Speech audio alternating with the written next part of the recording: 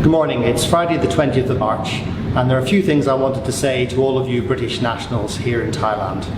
First of all, this is an unprecedented situation that we're facing throughout the world.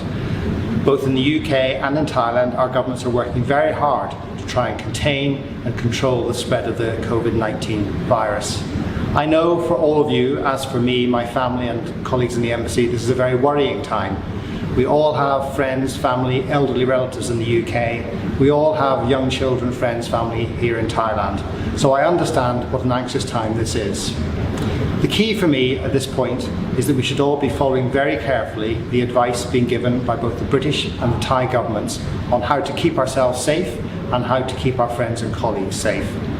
Most of that guidance is contained within our travel advice, and we're going to paste that link with this video so that you can access that directly. I recommend you pin it and keep your eye on the travel advice, which appears on gov.uk. It's also linked to the Ministry of Public Health advice here in Thailand, so you can be assured that you are getting the most up-to-date factual advice from both our governments. But I do want to bring out a few specific points that appear in those guidance. Firstly, to note that the British government has said that all but essential travel from the UK should now stop. Now that should mean that coming to Thailand there are fewer people making that trip from the UK to Thailand. For Thailand, they have also imposed stricter regulations on all visitors entering the country.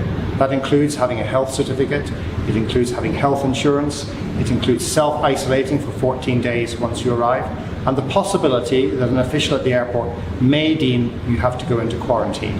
You should be aware of that before you travel. For those of you here, principally British travellers here on holiday, you should also be aware that flight availability now to return to the UK is becoming very busy.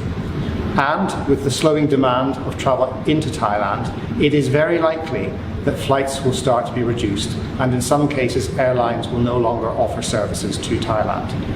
If you are intending to return to the UK in the near future, I strongly encourage you to speak now to your tour operators, to your airlines, and make sure that the options you have available for you are available and that you have plans to return to the UK if that is what you wish to do.